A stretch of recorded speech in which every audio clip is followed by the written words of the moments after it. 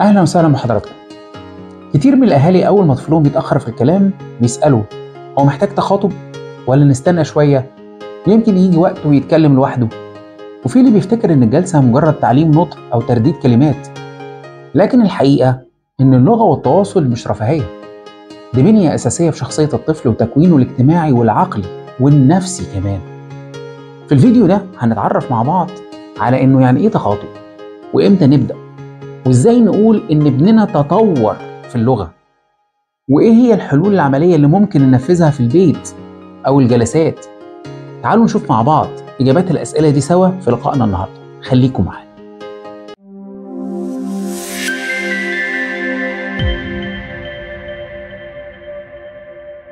أولاً، إيه هو التخاطب؟ وإيه الاسم الأدق؟ في ناس بتسميه تخاطب وناس تانية بتقول تنمية لغة وتواصل، لكن الاسم الأدق علمياً هو تنمية اللغة والتواصل، لأن التخاطب بيفهم منه الناس إن بس نطق وكلام، لكن الحقيقة إن التواصل له أشكال كتير، لفظي وغير لفظي، نظرات، إشارات، صور، أجهزة ناطقة.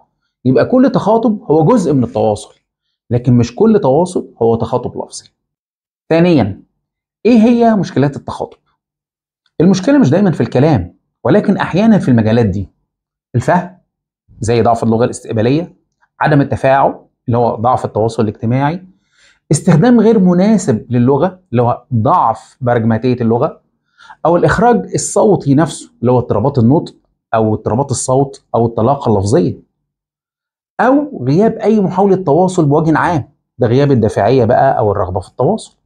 باختصار، الطفل ممكن ينطق كتير لكنه مش عارف يتواصل مع الناس، سواء كانوا اللي في سنه أو حتى اللي أكبر منه.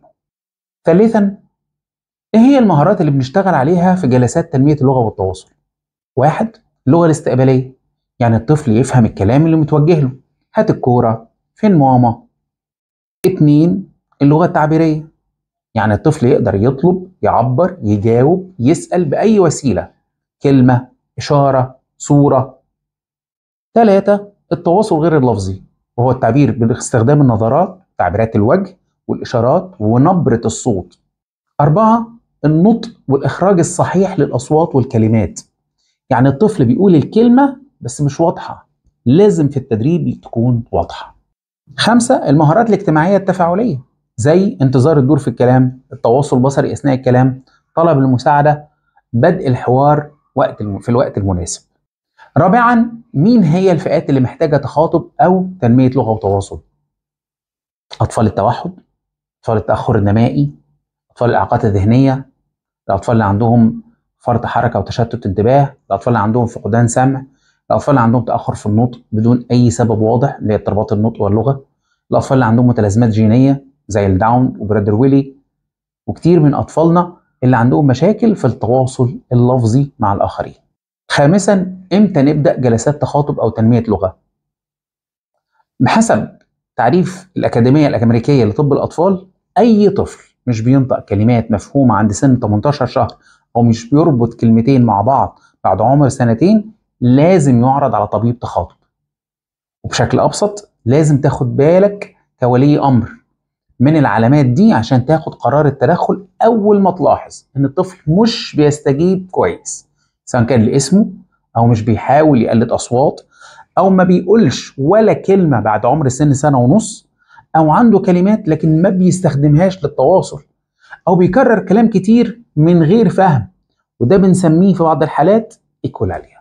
سادسا، إيه اللي لازم نعمله قبل بدء التدخل؟ وليه لازم نعمل اختبار لغة مقنن؟ وليه ده مش رفاهية؟ واحد من أكتر الأسئلة اللي بتتكرر من الأهل هو ليه ابني محتاج يعمل اختبار لغة؟ ما الأخصائي شافه وقال إنه متأخر، ليه بقى كل الورق والاختبارات دي؟ خليني أقول لك الحقيقة بمنتهى البساطة، التقييم بالملاحظة مش كفاية، وده مش كلامنا، ده كلام العلم. طب إيه هو بقى اختبار اللغة المقنن؟ اختبار اللغة المقنن هو أداة علمية معمولة مخصوص عشان نقيس بيها الآتي: قدرات الطفل اللغوية فهما وتعبيرا، والتعرف على مستوى اللغة الحقيقي مقارنة بعمره، ونحدد جوانب القوة والاحتياج بدقة. والاختبار بيبقى معمول على آلاف الأطفال من نفس الفئة العمرية، ومعاييرينه بحيث نعرف ايه الطبيعي وايه المتأخر. يعني بنقارن ابنك بمقياس عادل مش بانطباع او ملاحظة سطحية. طب ايه أهمية الاختبار ده وليه اعمله؟ لانه بيقول لك الدرجة الحقيقية لتأخر اللغة، هل ابنك متأخر شهرين ولا سنة ولا سنتين؟ الفرق ده بيغير طريقة التدخل تماما، لانه بيحدد نوع التأخر، وهل هو تأخر في الفهم ولا في التعبير ولا في استخدام اللغة الاجتماعية ولا في النطق فقط ولا في الثلاثة مع بعض، وكل نوع محتاج تدخل مختلف. ولأنه كمان بيساعد الأخصائي يكتب خطة علاجية حقيقية مش عشوائية وبناء على أرقام ومقاييس مش تخمين واجتهاد. ولأنه كمان بيساعدنا نقيس تطور ابنك، ودي النقطة الأهم، بعد فترة من التدخل العلاجي، ونقول لك هل فعلا بيتقدم ولا الجلسات محتاجة تعديل، وإيه المهارات اللي اتحسنت وإيه اللي لسه محتاجين عليها شغل. سابعا، هل جلسات التخاطب وتنمية اللغة لازم تكون لفظي فقط؟ لا طبعا. في أطفال بيبدأوا بصورة زي نظام الباكس أو إشارات أو أجهزة ناطقة أو إيماءات، وده بنسميه التواصل البديل أو الوسيط أو المعزز. بس هدفنا دايما نوصل لللفظ، لكن مش دايما ده بيكون أول خطوة. ثامنا، إمتى نشتغل غير لفظي في جلسات التخاطب وتنمية اللغة؟ لو الطفل مش بيقدر يطلع صوت أو كلمات خالص زي بعض المتلازمات الجينية واللي منها أنجلمان، وإحنا كنا قلنا الكلام ده في أحد فيديوهاتنا قبل كده، ارجعوا لها. أو لو الطفل عنده اضطراب عصبي بيمنعه من الكلام، أو لو الطفل عنده اضطراب نمائي زي التوحد مثلا ومش متواصل بصريا ولسه ما بدأش يقلد أو يستوعب الكلام، وبنبدأ بوسائل غير لفظية، ولما يتطور ندمج اللفظي بالتدريج، لأن احنا مستهدفنا نوصل للتواصل اللفظي قدرما يكون ابننا قادر على كده. تاسعا، امتى نقدر نقول ان الطفل مش محتاج جلسات تخاطب تاني؟ ده سؤال مهم جدا، لان كتير من الاخصائيين واولياء الامور بيتعاطفوا مع ابنائهم في تقدير الاستجابات، واكبر مثال على كده الخناقه اللي كلنا بنسمعها بعد نتيجه اي تقييم او اختبار مقنن. حرام والله الولد اتظلم، دي قدراته اعلى من كده.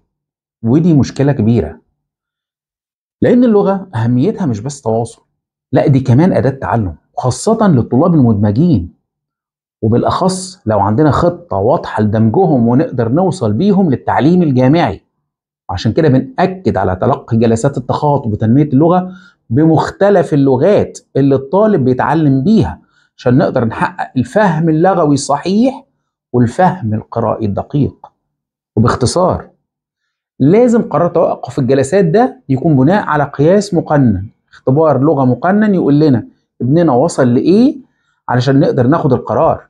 ومن أبرز العلامات اللي لازم تكون واضحة لنا عشان تساعدنا على اتخاذ القرار ده ما يلي: لما تكون لغته الاستقبالية مناسبة لعمره، ولغته التعبيرية وظيفية بيطلب وبيجاوب وبيسأل، ولما يكون نطقه واضح ومفهوم، ولما يقدر يعبر عن نفسه بوضوح بأي وسيلة، ولما يكون عنده حصيلة لغوية مناسبة لسنه، ولما يقدر يتفاعل مع اللي حواليه أينما يكونوا بشكل طبيعي، ولما يقدر يستخدم اللغة بشكل صحيح في المواقف الاجتماعية، يكون عنده قدرة على التواصل المستقل شفهيا وغير شفهي، ولما يقدر يدير حوار ويطلب احتياجاته بشكل مناسب لسنه والبيئة المحيطة بيه.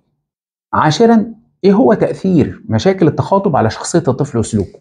يظهر تأخر مهارات اللغة والتواصل أثر سلبي على شخصية الطفل وسلوكه، وده بيظهر لنا في المظاهر دي: الطفل اللي مش عارف يعبر بيتحول مع الوقت لطفل عصبي أو منطوي، ممكن يبقى عدواني أو بيعيط كتير لأنه مش عارف يطلب أو يعبر عن نفسه.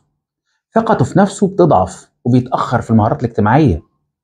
وبتظهر كمان بعض المشاكل السلوكية كالكذب أو استخدام الألفاظ النابية، اللي هي بين قوسين الألفاظ الخارجة عشان نبقى فاهمين قصدنا بيها إيه.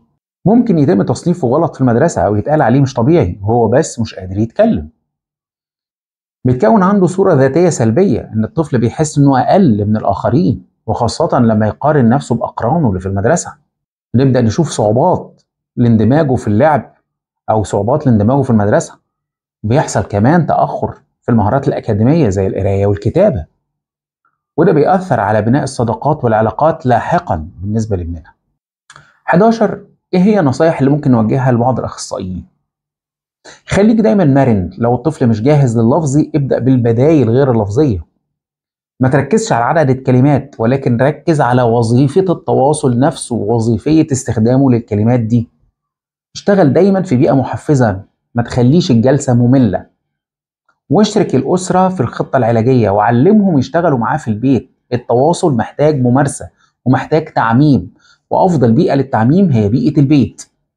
اشتغل بخطة مبنية على تقييم دقيق وشامل، وعلم الأسرة أدوات بسيطة للاستخدام في الروتين اليومي. وراقب مهارات ابنك ما قبل اللغة، زي التواصل البصري والتقليد والمبادرة. استخدم أنشطة حقيقية مش بس صور وبطاقات. 12. ايه هي النصايح اللي ممكن نوجهها لأولياء الأمور؟ ما تستناش الطفل يتكلم لوحده بعد 3 سنين. راقب تواصل الطفل قبل الكلام، بيبص، بيشاور، بيطلب، بيشد ايدك عشان عايز حاجة. شارك في الجلسات واسأل الأخصائي عن كل التفاصيل. اشتغل في البيت بنفس الطريقة اللي بتطبق في الجلسة. وشجع كل محاولة تواصل حتى لو مش بالكلام.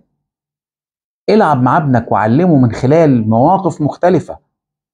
احتفل بكل محاولة تواصل، مش بس الكلمة اللي بيطلعها.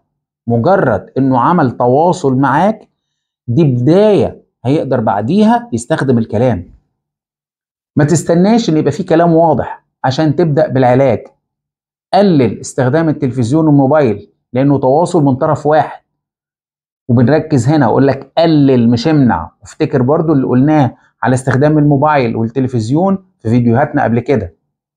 واخيرا افتكر دايما ان التخاطب وتنمية اللغة والتواصل هو تدخل علاجي، هدفه تمكين الطفل من استخدام اللغة كوسيلة للتفاعل والتعبير والفهم، سواء بالكلام او بوسائل بديلة، مع العمل المتوازي على المهارات السلوكية والاجتماعية المترتبة عليها. وخلينا دايما عندنا يقين ان كل طفل مهما كانت حالته او ظروفه عنده فرصة، بس محتاج حد يشوفه صح. لو انت اول مرة تعرف عن ايه هو التخاطب وايه هي مشكلاته وايه هي المهارات اللي بنشتغل عليها في جلسات تنمية اللغة والتواصل، ومين الفئات اللي محتاجة تخاطب وتنمية لغة وتواصل، وامتى نبدأ الجلسات دي، وامتى نقدر نقول ان الطفل مش محتاج الجلسات دي، وايه هو تأثير مشاكل التخاطب على شخصية الطفل وسلوكه، وايه هي النصايح العملية اللي تهم كل ولي امر او اخصائي بيشتغل مع الاطفال اللي بيعانوا من مشكلات التخاطب، شارك الفيديو ده فورا وساهم في ان اخصائيين واولياء امور اكتر يستفيدوا. لو حاسس ان في طفل في حياتك ممكن يكون عانى من مشكلات في التخاطب، تواصل معانا سواء من خلال صفحاتنا او ارقامنا. احنا نقدر نساعدك ونقدم لك خدمة متخصصة وندلك على الصح اينما يكون. اكتبوا لنا في الكومنتات لو عندكم اسئلة او تجارب، وهنعمل لكم فيديوهات مخصصة للرد عليها. وختاما، ربنا يوفقنا جميعا وتلاقوا نتيجة مجهودكم نجاح مع أولادكم. سعيد إن كنت معاكم النهاردة وأشوفكم دايما على خير. تقبلوا خالص تحياتي، دكتور محمد الحناوي.